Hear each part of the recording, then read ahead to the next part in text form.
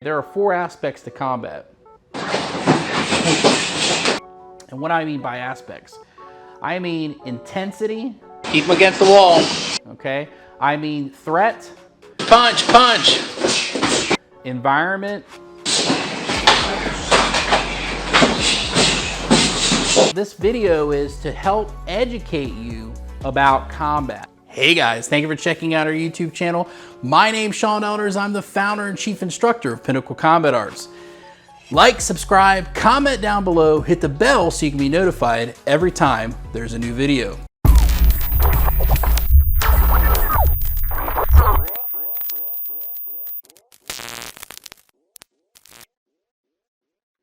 So like I said, there's 4 aspects. The first aspect is sparring inside your dojo. That's the lowest level of stress. Now you can break that down into from a 30% intensity all the way to 100% intensity fighting inside your dojo or in a ring or whatever in your school. And so that intensity, when you get up to 80 to 100, that's the same kind of intensity that would be when you would go into the ring. So you have the first level, it would be training at your school, so sparring at your school. Number 2 is where you are going in and you're actually getting in a ring or an octagon and you're fighting. And so there's a level of intensity there as well. So I break that down and I have a gauge for that as well. So you have people so you have the ring, you fight, you know, the most strenuous, which doesn't happen too much anymore in most of the NHB or MMA fights anymore. It used to be you could headbutt and eye gouge and stuff like that, but they cut that out. That's the most intense version, or being able to kick somebody in the head while you're standing and they're on the ground. That's the most intense aspect of what can take place. And so that can bleed into the next level, which is a violent altercation out in the street. And so the big difference between that is the unknown, not knowing what is the altercation. Sometimes somebody's out of their mind and they just come up to somebody and attack. That could be out in the street. You have the street situation where 2 guys, they get in an argument over a girl, for instance, and it's an ego fight, okay? And that level can get pretty advanced, you know, to the point where if somebody hits somebody just the wrong way, their head hits the concrete, they die, okay? So it happens a lot more than you realize. So that's one aspect of it. That bleeds into the military, okay? And you're going into a combat zone and you're approaching this in what we call the termination phase. You're going in to do one thing, terminate. Then there's another aspect where you have home invasions inside this violent altercation aspect, where somebody comes into your house and they try to kill you, okay? They try to take you out. Home invasions is the most extreme, okay? And fighting in your dojo, for instance, is the least extreme. So when it comes to training, the training is where a lot of mishap takes place, because over the past 150 years, martial arts, the traditional martial arts, has become very watered down, they're trying to turned it into a business, okay? And so they have to create safety things, and you know, this is where martial arts like judo and stuff like that came in to be more passive and not use the more extreme techniques from Japanese jiu-jitsu, for instance, or the extreme techniques from China. You know, those where they're ripping joints and they're killing people, they're going for the kill right away because those are battle techniques. So you need to understand that this video is to help educate you about combat and the different severities of combat. This is why I call my organization Pinnacle Combat Arts. Pinnacle. You need to figure out what the best strategy is for the situation, okay? And not be held down by one style or system. If you're coming in and you're going, Wing Chun's the best, or Brazilian Jiu-Jitsu is the best, or you need to know how to fight in all ranges, okay? So if you're empty-handed and you're not fighting in a combative situation with no weapon, you have 4 ranges: the kicking range, punching range, trapping range, or clinch. and ground range, okay? And you need to know how to fight and move in and out of those ranges very quickly.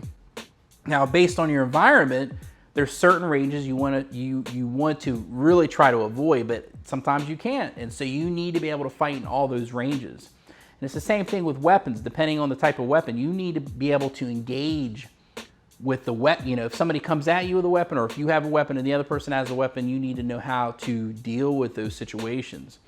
And so this is a very important part of what I'm trying to teach you guys, is about combat and understanding combat. And so one thing that I've brought into my training program that you will not see in others is we battle test things. I approach my training with my students differently than other schools do. We train in a certain way that helps develop the attributes for a live fight, for live motion. Okay, so in other words, we're not spending a lot of time training stagnant. We have to make it alive. So there's a developmental, you need to understand that. So the point of this video is to help you understand there's a lot of misconception about martial arts styles. So those styles, there's styles like Wing Chun, for instance. Wing Chun was developed over 400 years ago. There are aspects of Wing Chun that you could use in a street fight, for instance. Wing Chun is not for the ring. You may be able to pull off maybe a little Hoon Sao here or whatever, or a little Jet Sao here, you know, or trap the hand for a moment, move it out of the way to open up a new line of attack, but it's not gonna look like Wing Chun. For instance, MMA, okay?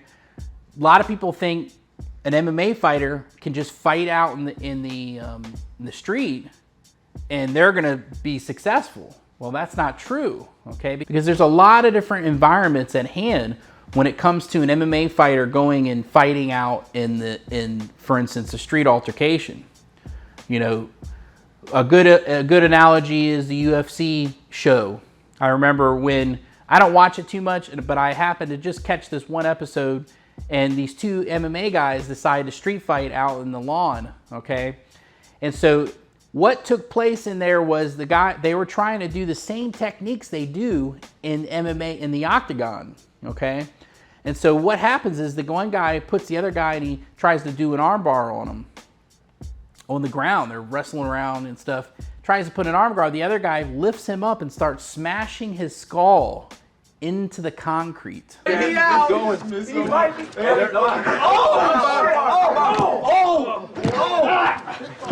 the fuck off. Oh, dumb fuck. On the fucking concrete. Okay. The guy on the bottom, you can tell is just, it went from this competitive type of fight to he realized, he got upset.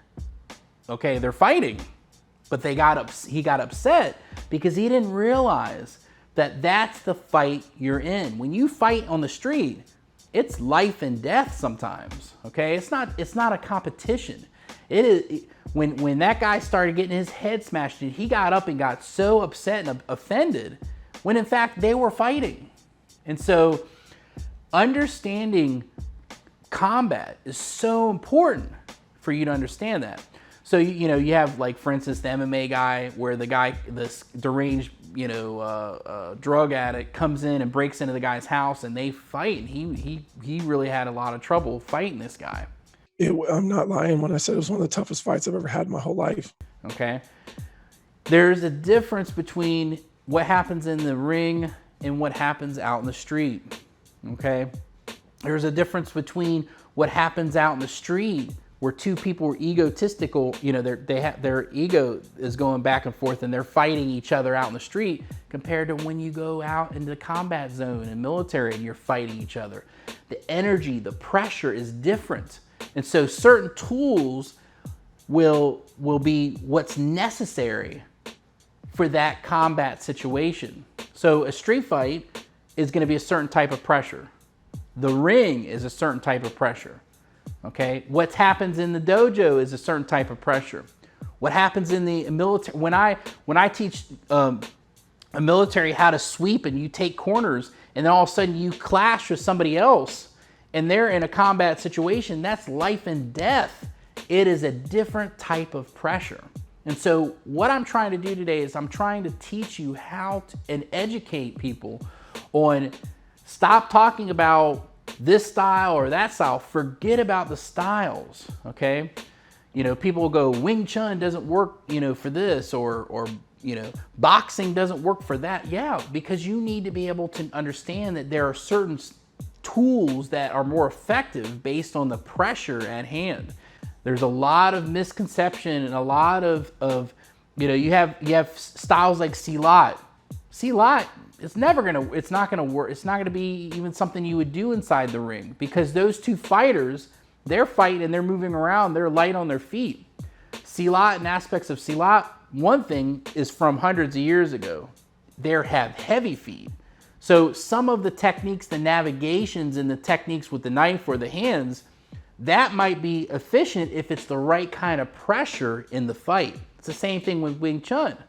It has to be the right kind of pressure to be able to use the trapping techniques of Wing Chun.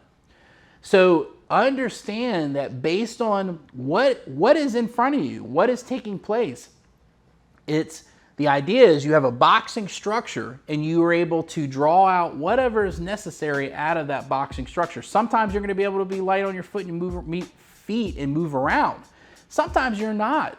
Sometimes you're not going to be able to move around. Sometimes you're going to be locked in place and you're just trying to keep your balance, okay? Sometimes it'll be okay to go to the ground. Sometimes it's really not okay to go to the ground. So you can't rely on Brazilian Jiu-Jitsu as just one thing you should do all the time. No, you have to have all the necessary tools. You need to have knowledge in all fighting ranges with all sorts of different weapons and tools, and be able to train in all those aspects to be a very well-rounded individual when it comes to combat. So that is my little lecture today. I hope you enjoy it. Let me know down in the comments. You guys have a great day. Hey guys, thank you for checking out our video today. Comment down below if you have any questions about what we covered today. Go to our website, pinnaclecombatarts.com. And thank you so much for your support. Have a great day.